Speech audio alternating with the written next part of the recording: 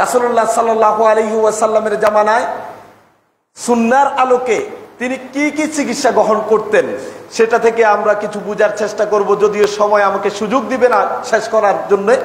তার এক নম্বর হলো, রাসূল সাল্লাল্লাহু আলাইহি ওয়াসাল্লাম যখনই অসুস্থ হতেন তখন তিনি জারফুক দিতেন কোরআন কারীমের আয়াতগুলি পাঠ করে, এবং রাসূল সাল্লাল্লাহু আলাইহি ওয়াসাল্লামের সুন্নায় প্রমাণিত বিশুদ্ধ দোয়াগুলি পাঠ করে তিনি জারফুকের মাধ্যমে নিজেও চিকিৎসা গ্রহণ করতেন এবং সাহাবায়ে কেরামকে চিকিৎসা নিতে বলতেন। আমাদের প্রতি এই নির্দেশনাটা আছে। বর্তমানে যেমন আপনারা জানেন যে ব্ল্যাক ম্যাজিক যেটা আছে বা জিনের আসর আছে, অথবা আনুষঙ্গিক আরো যা অসুস্থতার ধরন আছে, আপনি চাইলে কোরআন এবং সুন্নাহর আলোকে সেই দোয়াগুলি পাঠ করে কোরআনের আয়াত সূরা নাস, ফালাক এবং ইখলাস পড়ে আপনি ফু দিতে পারেন। যেমনি ভাবে রাসূল সাল্লাল্লাহু আলাইহি ওয়াসাল্লামের হাদিস হলো, যখনই তিনি কোনো ব্যথা অনুভব করতেন শরীরে, তখন তিনি সূরা ফালাক, সূরা নাস এবং সূরা ইখলাস 3 বার পাঠ করে তার সারাটা শরীরে ফু দিতেন 3 বার এবং সারা শরীর মুছে দিতেন। এটা সুন্নাহ সম্মত, রাসূল সাল্লাল্লাহু আলাইহি ওয়াসাল্লামের চিকিৎসা পদ্ধতির অন্তর্ভুক্ত। দ্বিতীয়ত তিনি কি করতেন? আত-তাদাবি বিল হাব্বাতিস সাউদা, তিনি চিকিৎসা গ্রহণ করতেন কালো জিরা দিয়ে।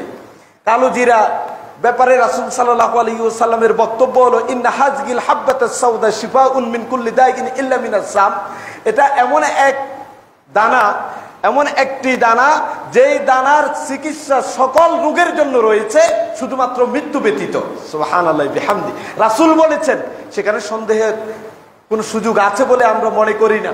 কারণ এরপরেও আমরা অনেকে বলি, কই আমি তো কালো জিরা খাইয়েছি, কোনো তো আমি চিকিৎসা পেলাম না, আমি তো জারফুক নিয়েছি, আমার কোনো উন্নতি হলো না, আমি তো মধু খেয়েছি, রাসূল সাল্লাল্লাহু আলাইহি সাল্লাম মধু দিয়ে সেই ডায়রিয়া আক্রান্ত লোকের চিকিৎসা করেছেন, আমি তো মধু খেলে আরো বেড়ে যাচ্ছে, তাহলে কারণটা কি? সে প্রসঙ্গ একটু পরে বলার চেষ্টা করব। চলুন, রাসূল সাল্লাল্লাহু আলাইহি ওয়াসাল্লামের চিকিৎসা পদ্ধতির আরেকটি ছিল ঠান্ডা পানি। রাসূল সাল্লাল্লাহু আলাইহি সাল্লাম কি করতেন? তিনি বলতেন, কোনো ব্যক্তি যখন জ্বরে আক্রান্ত হয়, জ্বরে আক্রান্ত হলে রাসূল বললেন তাকে পানি দাও, তার শরীরে পানি দিয়ে মুছিয়ে দাও। আর আমরা জ্বর হলে গোসল করতে নিষেধ করি, যে পানিতে যাওয়া যাবে না, পানি ব্যবহার করা যাবে না, জ্বর বেড়ে যেতে পারে। রাসূল বললেন কি, আল হুম্মা মিন ফাইহি জাহান্নাম, এই জ্বর এটা হলো জাহান্নামের তাপ, জাহান্নামের একটা তাপ। সুতরাং ফাআবরিদুহা বিল মা, পানি দিয়ে এই তাপকে তুমি ঠান্ডা করো। আপনি যখন জ্বরে আক্রান্ত হবেন তখন অবশ্যই পানি ব্যবহার করবেন, পানি সেবন করবেন।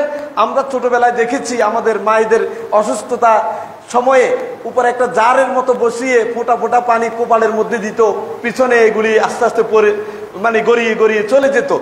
তারা সেই সুন্নাহর আলোকে চিকিৎসাটাই গ্রহণ করতেন।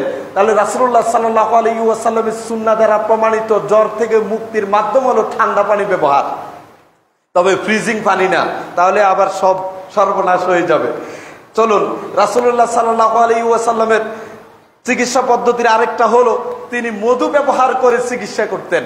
এক লোক এসে রাসূল সাল্লাল্লাহু আলাইহি ওয়াসাল্লামকে বললেন, ইয়া রাসূলুল্লাহ, আমার ভাই ডায়রিয়া আক্রান্ত, তাকে একটু চিকিৎসা করিয়ে দেন। বলল, ইসকিহি আসালান, তাকে তুমি মধু পান করাও। ফাসাকাহু, সে তার ভাইকে মধু খাওয়াইছে। খাওয়ানোর পরে আরো বেড়ে গেছে। সে রাসূল সাল্লাল্লাহু আলাইহি সাল্লামের কাছে আসলেন, এসে বললেন, ইয়া রাসূলুল্লাহ, ইন্নী সাকাইতু ফালাম ইয়াজিদহু ইল্লা ইসতিতলাকান, আপনি বললেন মধু খাওয়াতে, আমি খাওয়ালাম, বরং ডায়রিয়া তো আগে যা ছিল এখন আরো কয়েক গুণ বেড়ে গেছে।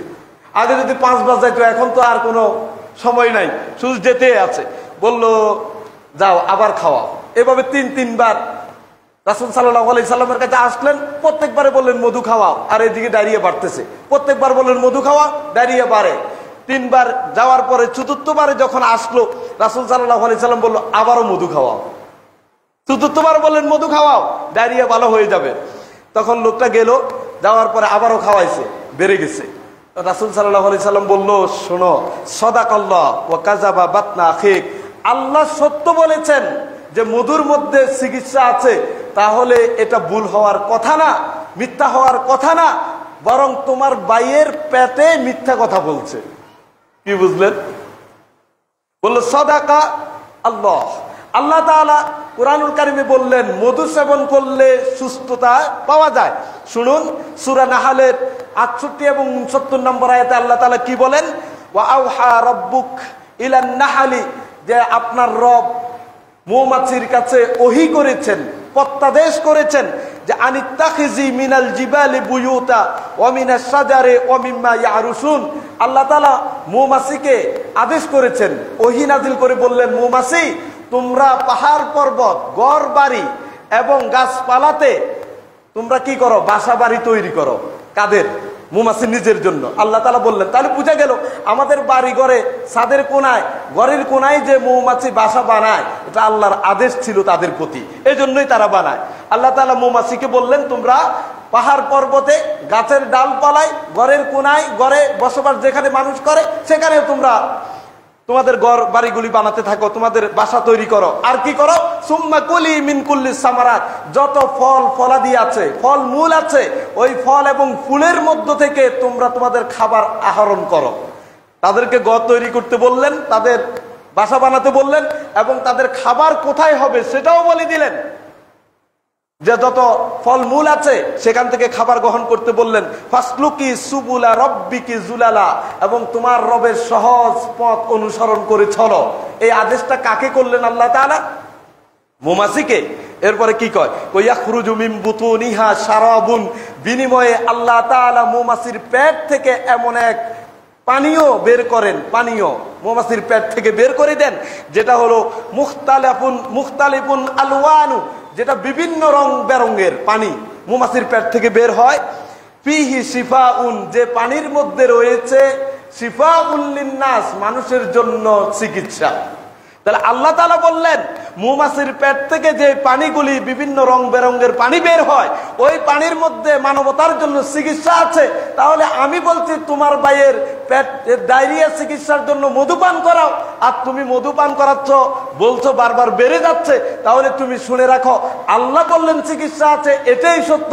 তোমার ভাইয়ের পেট মিথ্যা কথা বলছে, পেট মিথ্যাবাদী হয়ে গেছে। তার মানে এই মধু খাওয়ানোর কিছু পদ্ধতি আছে, ওই পদ্ধতি মেনেই তোমাকে খাওয়াতে হবে। উদাহরণস্বরূপ মনে করুন, দুধ এটা ভালো খাবার, কিন্তু কাউকে যদি ঠান্ডা দুধ খাওয়ান, হতে পারে তার ডায়রিয়া। কাউকে যদি দই খাওয়ান, দুধের যে উপকারিতা আর দইয়ের উপকারিতা সম্পূর্ণ আলাদা। তাহলে বুঝা গেল অবস্থা এবং প্রকৃতির আলাদার কারণে এগুলি ক্রিয়া এবং বিক্রিয়ার ক্ষেত্রে বাধাগ্রস্ত হতে পারে। কিন্তু আল্লাহ তাআলা বললেন এর মধ্যে চিকিৎসা আছে, এটাই সত্য। আপনি যদি সেই পদ্ধতি অনুসরণ করে আপনি চিকিৎসা নিতে পারেন। একটা চমৎকার কথা বলি, শুনুন। চিকিৎসা বিজ্ঞানীরা বলল যে মৌমাছি থেকে মধু যে আহরণ হয় সেটা কেমনে হয়, একটা তারা বিবরণ দিলেন। 1 কেজি মধু তৈরিতে 70,000 মধু পোকা, 70,000 মধু পোকা 26,000 ফুলের মধ্যে 5,000 বার যাতায়াত করতে হয়। আল্লাহু আকবার। 1 কেজি মধু তৈরি হতে 70,000 মধু পোকা 26,000 ফুলের মধ্যে যেতে হয়, 26,000 ফুলের মধ্যে সে বিচরণ করতে হয়, এবং 5,000 বার যেতে হয়। সুবহানাল্লাহ বিহামদি। এরপরে 1 কেজি মধু সেখান থেকে বের হয়, এবং তাদের জীবন প্রণালীটা কত স্বচ্ছ এবং পরিচ্ছন্ন আপনি শুনলে অবাক হবেন। যে আল্লাহ তাআলা মানুষের সাথে মৌমাছির জীবন প্রণালীটাকে অনেকাংশে মিল করে দিয়েছেন। মানুষের যেমন একজন শাসক থাকে, তাদেরকে নিয়ম কানুন আইন দিয়ে পরিচালনা করেন, মৌমাছির জন্য এইরকম তাদের একজন রানী শাসক থাকে। যেখানেই বাসা তৈরি করে সেখানে একজন শাসক থাকে, রানী মৌমাছি, পুরুষ না। সে তাদের অধীনস্থ যত মৌমাছি আছে, মধু পোকা আছে, তাদেরকে বিভিন্ন দায়িত্বে নিয়োজিত করেন। কাউকে পাহারাদারের দায়িত্ব দেন বাসার বাহিরে, কাউকে বাচ্চাগুলিকে লালন পালনের দায়িত্ব দেন, কাউকে সেখানে মোম সংরক্ষণের দায়িত্ব দেন, কাউকে ফুলের মধ্যে বিচরণ করে আহরণ করে নিয়ে আসার জন্য দায়িত্ব দেন। এভাবে বিভিন্ন দায়িত্ব পালনরত তাদের শাসকের অধীনে তারা কাজ করে।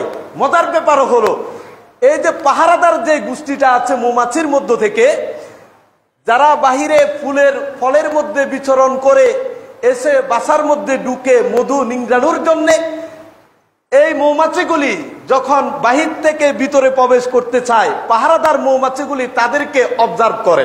এগুলি কি, যেই পোকা ফুলের মধ্যে বসেছে, এটা কি আবর্জনা বা ময়লা যুক্ত ছিল, নাকি এটা পবিত্র বা পরিষ্কার পরিচ্ছন্ন ছিল, এটা যারা পাহারাদার আছে তারা এটাকে অবজার্ভ করে।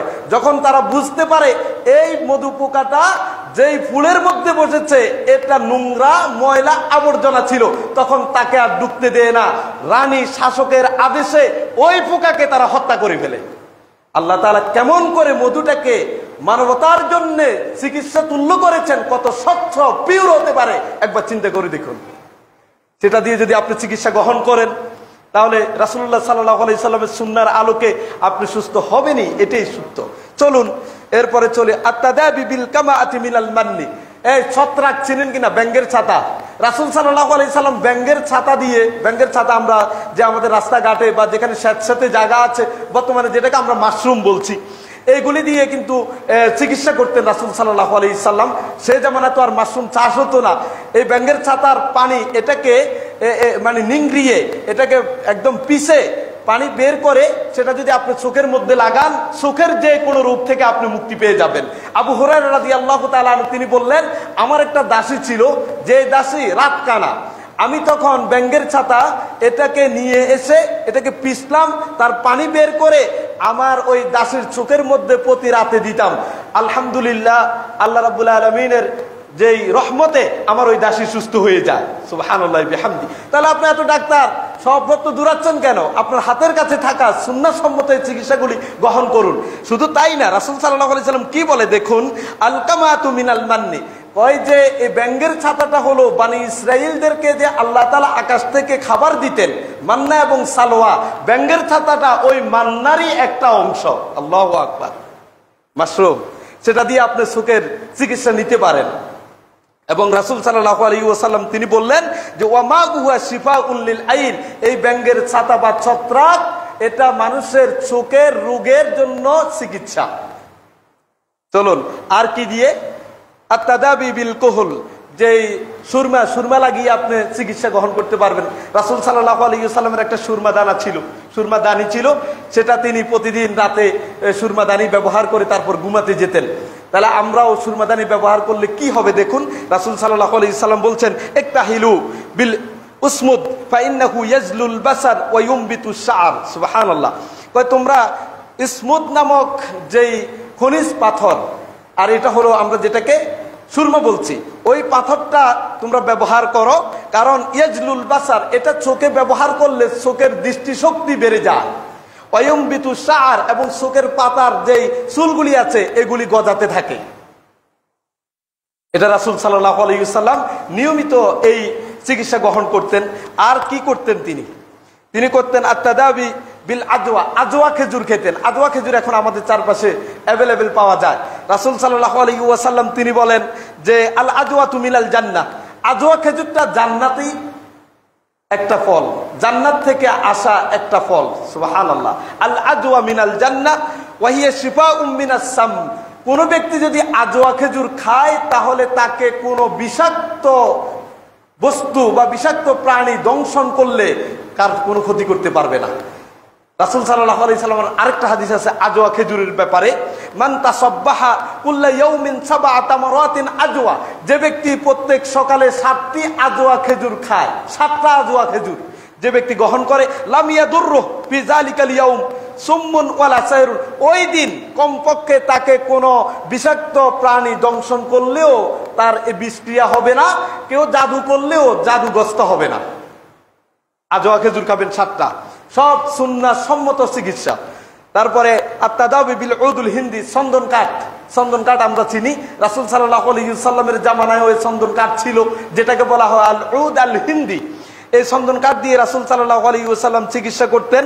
যে এই চন্দন কাঠের কি হতো দেখেন, ফা ইন্না ফি সাবাতু আসফিয়া, 7 ধরনের চিকিৎসা রয়েছে চন্দন কাঠে। যে কোনো ধরনের ব্যথা নিরাময়ের জন্য চন্দন কাঠ ব্যবহার করতে পারেন, তার ব্যবহার বিধি আছে। যেমন আমাদের দেশে কারো ফক্স উঠলে চন্দন কাঠ ঘষে পিষে এটা কিন্তু লাগিয়ে দেয়, ব্যথা কমায় এটা। এর জন্য চন্দন কাঠ হলো আপনার পাজরের ব্যথা হোক, নাকের ভিতরে ব্যথা হোক, অথবা যে কোনো ধরনের ব্যথায় আপনি এটার ব্যবহার বিধি আছে, ওই আলোকে ব্যবহার করলে আপনি তখন সুস্থ হবেন আশা করা যায়, যেহেতু রাসূল সাল্লাল্লাহু আলাইহি সাল্লাম বলেছেন। এরপরে হলো রাসূল সাল্লাল্লাহু আলাইহি সাল্লাম মা উ জমজম, জমজমের পানি দিয়ে চিকিৎসা নিতে বললেন। কারণ জমজমের পানি যদি কেউ পান করে, আসমানের নিচে জমিনের উপরে সবচেয়ে বরকতময় পানি হলো জমজমের পানি, এর চেয়ে উত্তম কোনো পানি হতে পারে না। রাসূল সাল্লাল্লাহু আলাইহি ওয়াসাল্লাম তিনি বললেন ওয়া শিফাউম মিনাস সুকুম, এই জমজমের পানি হলো তাবৎ সকল রোগের চিকিৎসা। তারপরে লবণ দিয়ে চিকিৎসা নিতেন রাসূল সাল্লাল্লাহু আলাইহি সাল্লাম। আজগুবি মনে হচ্ছে, তাই না, যে যেগুলি আপনাদের কাছে শোনাচ্ছি, এত বড় বড় বিশেষজ্ঞ ডাক্তাররা শত শত হাজার হাজার টাকা ফি নিয়ে প্রেসক্রিপশন লেখে, সেখানে রাসূল সাল্লাল্লাহু আলাইহি সাল্লামের যুগে তো এই বিশেষজ্ঞ ডাক্তার সর্বমহলে ছিল না। তখন কিন্তু এই সকল সুন্নাহ আলোকে চিকিৎসায় সাহাবায়ে কেরাম গ্রহণ করতেন, সুস্থ হয়েছেন। আজকে আমাদের ঈমান তাওয়াক্কুল ওই পর্যায়ে না থাকার কারণে, অথবা সেই ব্যবস্থাপনার পদ্ধতিগুলি যথাযথভাবে আমরা অনুসরণ না করার কারণে হচ্ছে না। একটা কথা বলেই শেষ করব, শুনুন। আলী রাদিয়াল্লাহু তাআলা আনহু থেকে বর্ণিত, রাসূল সাল্লাল্লাহু আলাইহি সাল্লাম বলেন যে একবার রাসূল সাল্লাল্লাহু আলাইহি সাল্লাম রাতের বেলা নামাজ পড়তেছিল। হঠাৎ যখন তিনি হাতটা জমিনে রাখলেন, সিজদায় যাবেন, তখন একটা বিচ্ছু এসে তার হাতের মধ্যে দংশন করছে। তিনি দ্রুত সালাত শেষ করলেন, শেষ করে তিনি বললেন লাআনাল্লাহুল আকরাব, আল্লাহ তাআলা ওই বিচ্ছুর উপর লানত দেখ, অভিশাপ দেখ, মানে বদদুয়া করলেন। বদদুয়া করে বললেন মা তাদাউ মুসাল্লিয়ান ওয়ালা গায়রা আও নাবিয়ান ওয়া গায়রা, যে বিচ্ছু নবীদেরকেও ছাড়ে না, নামাজীদেরকে পর্যন্ত ছাড়লো না। আমি তো নামাজ পড়তেছি, কোনো বর্ণনা আসছে আমি তো একজন নবী, আমাকেও কামড় দিতে সে কি করলো না, কার্পণ্য করলো না। সুতরাং আল্লাহ লানত করুক তার উপরে, তাকে বদদুয়া দিচ্ছেন। এরপরে কি করলেন, সুম্মা দাআ বিমিলহিন ওয়া মাইন, তিনি তার পরিবারকে বললেন এই লবণ নিয়ে আসো আর এক পেয়ালা পানি নিয়ে আসো। লবণ আর পানি দুইটাকে তিনি একসাথে করলেন। করার পরে তিনি ওই পানি যেখানে দংশন করছে এখানে এক এক করে ডালতে লাগলেন, পানি দিয়ে সিটা দিলেন, আবার ডাললেন। রাসূল সাল্লাল্লাহু আলাইহি ওয়াসাল্লাম তিনি বলেন যে এইভাবে করার কারণে আল্লাহ তাআলা তাকে এই দংশিত জায়গাটা ব্যথা এবং বিষক্রিয়া থেকে তাকে মুক্তি দিয়ে দিলেন। সুবহানাল্লাহি বিহামদি। প্রিয় ভাইয়েরা, আসুন জাইতুনের তেল দিয়েও অনুরূপভাবে চিকিৎসা গ্রহণ করা যায়। এগুলি হলো রাসূল সাল্লাল্লাহু আলাইহি ওয়াসাল্লামের জামানা থেকে চলে আসা আল্লাহর কিছু নেক বান্দারা, অথবা যারা এই সুন্নাহর প্রতি অগাধ আস্থা এবং বিশ্বাস রাখে, এখনো এটা চলমান। আমরা দেখতে পাচ্ছি আকস্মিকভাবে আপনি দেখবেন বর্তমান সময়ে সে হারানো সুন্নাতগুলি অনেকাংশে আবার পুনর্জীবিত হচ্ছে।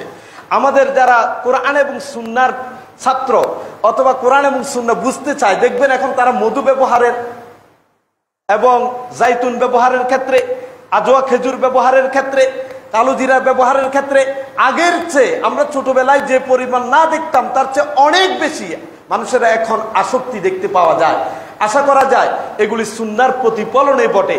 আল্লাহ তাআলা আমাদের প্রাত্যহিক জীবনের যত ইবাদত আছে সেই সকল ইবাদতের পাশাপাশি চিকিৎসার ক্ষেত্রেও যদি আমরা সুন্নাহর আলোকে চিকিৎসা গ্রহণ করি, তাহলে একদিকে যেমন সুস্থ হব, পাশাপাশি রাসূলুল্লাহ সুন্নাহর কারণে সওয়াবেরও অধিকারী হব।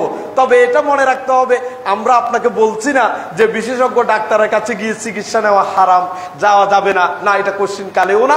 আমরা শুরুতেই একটি হাদিস শুনিয়েছি, রাসূল সাল্লাল্লাহু আলাইহি ওয়াসাল্লাম তার সাহাবীকে বলল তুমি হৃদরোগে আক্রান্ত, সুতরাং ওই হারিস ইবনে কালাদা তিনি হৃদরোগের বিশেষজ্ঞ, তার কাছে চলে যাও, তার থেকে তুমি চিকিৎসা নাও। আপনি সেই চিকিৎসাও নিতে পারেন।